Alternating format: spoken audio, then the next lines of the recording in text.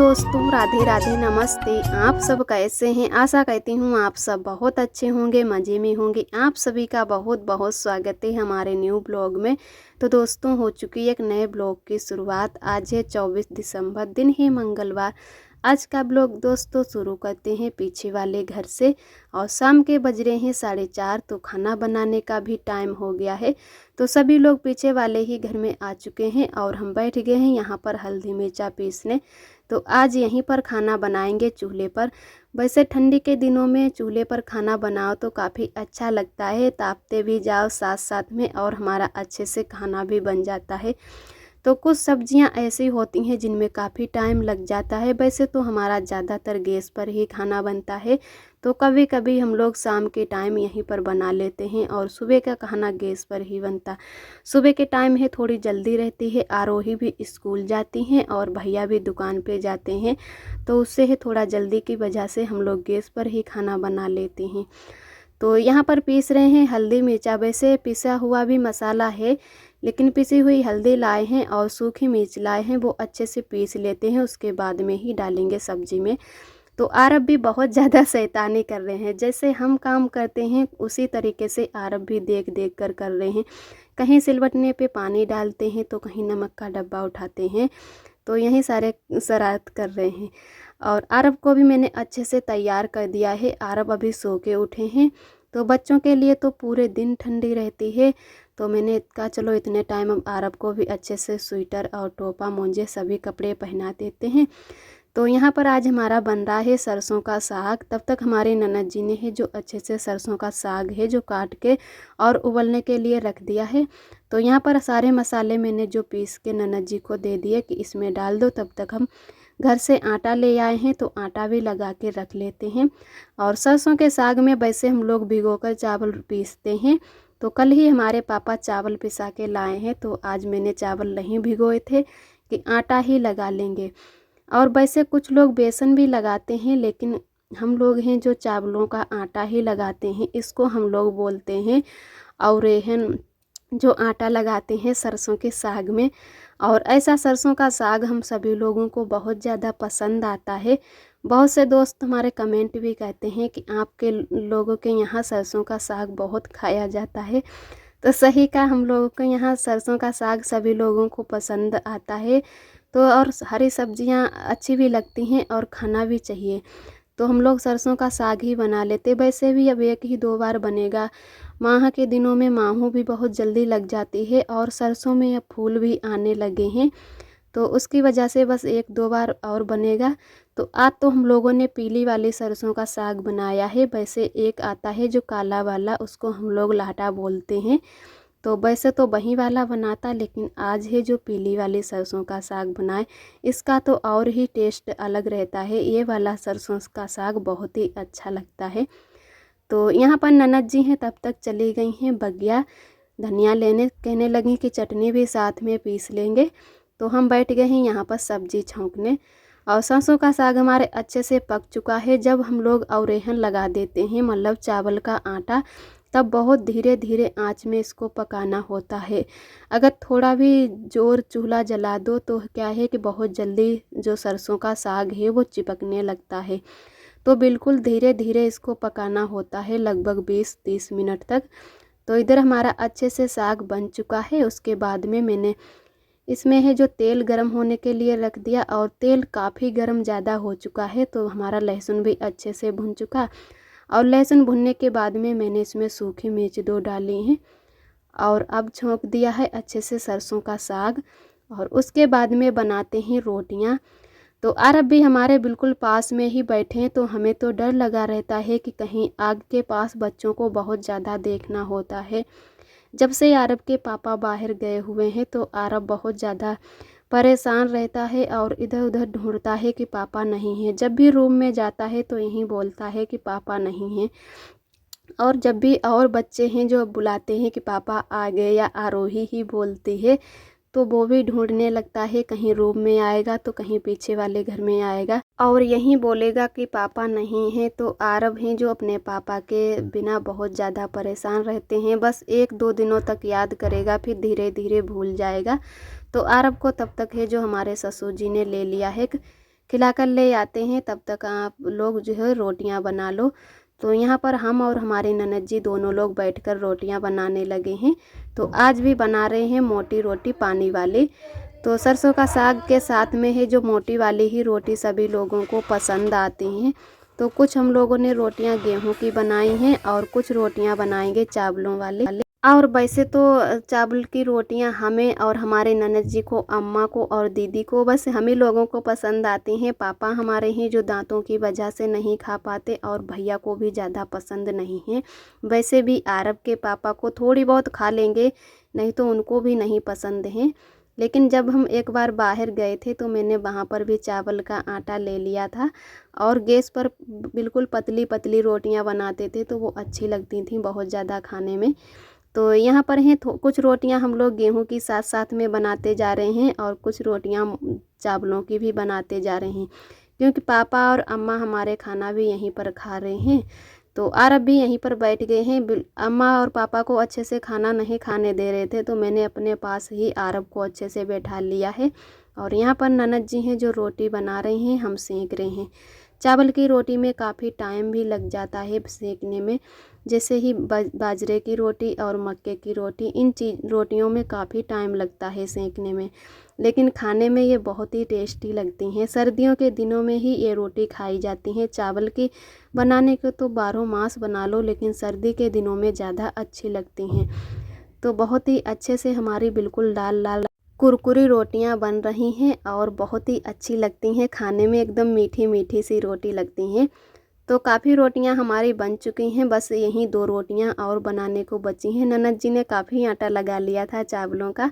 वैसे तो सभी लोग अभी खाने को भी हैं, लेकिन पापा ही अम्मा खा रहे हैं, उन लोगों को चावलों की रोटियां पसंद हैं।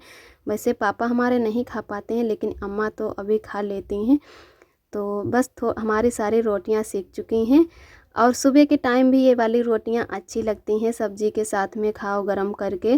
तो ये रोटियां जो होती हैं बाजरे की और मक्के की, चावल के आटे की, तो ये जैसे कि बंद गोभी जिसको बोलते हैं, पत्ता गोभी और सरसों का साग, सोया के साग, इन सब्जियों के साथ में बहुत ही अच्छी लगती हैं। और एक सब्जी आती है उसको बोलते हैं हाथी चक, वो सब्जी भी बहुत ही अच्छी लगती है, और ये सब्जी भी सर्दियों के दिन में ही होती है। तो अभी तो हमारे घर पे एक बार नहीं आई है। मैंने एक दिन पापा से बोला भी था कि हाथी चक की सब्ज़ी ले आओ, सर्दी के दिनों में बहुत ही फ़ायदेमंद वो सब्ज़ी रहती है। सर्दी भी नहीं लगती है, और बहुत ज़्यादा वो गर्म होता है, तो खाने में भी अच्छा लगता है। और चावल की रोटी के साथ में या बाजरे की रोटी के साथ में तो बहुत ही अच्छा लगता है, लेकिन उसमें थोड़ी थोड़ी हीक आती रहती है, तो कुछ लोगों को वो सब्ज़ी पसंद भी नहीं आती है। और इधर सभी लोगों ने खाना खा लिया था पीछे वाले ही घर में। उसके बाद में सारे बर्तन उठाकर ले आए हैं, और तुरंत से ही धुलने बैठ गए हैं, क्योंकि काफ़ी टाइम हो गया है। फिर आरब भी सोने के लिए रोने लगते हैं, तो मैंने खाना खाया और तुरंत से ही बर्तन धुलने बैठ गए हैं। चूल्हे पर के बर्तन है, काफ़ी टाइम लग जाता है धुलने में, और जो हमारी कढ़ैया है इसमें तो काफ़ी टाइम लग जाता है। आप सभी दोस्तों को तहे दिल से बहुत बहुत धन्यवाद। आप सभी बहुत ही प्यारे प्यारे कमेंट करते हो, हमें बहुत ही अच्छा लगता है। जो भी दोस्त हमारे चैनल पे न्यू आते हैं तो हमारे चैनल को सब्सक्राइब ज़रूर कर लिया करें, और जो दोस्त हमारे ब्लॉग देखते हैं, पसंद करते हैं, वो लाइक और कमेंट नहीं कर पाते हैं। तो आप सभी दोस्तों को तहे दिल से बहुत बहुत धन्यवाद। इसी तरह हमारे चैनल से जुड़े रहिएगा, अपना प्यार और आशीर्वाद बनाए रखना। और इधर हमने सारे बर्तन हल्के छोटे जो भी थे वो धुल लिए हैं, और उसके बाद में मांजने लगे हैं कढ़ाई को। तो ननद जी अब धुलवाने लगी हैं, पहले चली गई थी पीछे वाले घर में, जो आज बिस्तर लगाया गया है ज़मीन में पैरा का, उसको हम लोग बोलते हैं गलीचा। उसमें है कि अच्छे से पैरा लगा लो एकदम ऊंचे ऊंचे बिस्तर की तरह, और चारों तरफ तख्ती लगा ली जाती हैं। उसके बाद में बोरी बिछाकर फिर लगाते हैं बिस्तर। तो ठंडी के दिनों में ऐसे ही गलीचा सभी लोग डाल लेते हैं, उसमें बिल्कुल ठंड नहीं लगती है। तो आज वहीं बनाया गया है, और बिस्तर अच्छे से लगाने के बाद में आ चुकी हैं ननद जी हमारे घर। फिर धुलवाने लगी हैं बर्तन, तब तक हमारे सारे बर्तन अच्छे से मंज चुके थे, और फिर हम मांजने लगे हैं कढ़ैया। तो इसमें काफ़ी टाइम लग जाता है मांजने में, चूल्हे पर की कढ़ैया को बहुत टाइम लगता है धुलने में।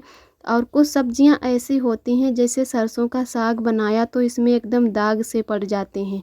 वैसे कुछ भी सब्जी बनाओ तो कढ़ाई में दाग नहीं पड़ते हैं, लेकिन सरसों का साग जब भी बनाओ, आप सभी दीदी लोग जानते भी होंगे कि जब भी कढ़ाई में साग बनाओ, लोहे की कढ़ाई में, वैसे जस्ता वाले में तो कोई दाग नहीं पड़ते हैं कुछ भी बनाओ, लेकिन इस कढ़ैया में है जो दाग पड़ जाते हैं, तो काफ़ी टाइम लगता है इसको साफ़ करने में और अच्छे से मांजने में।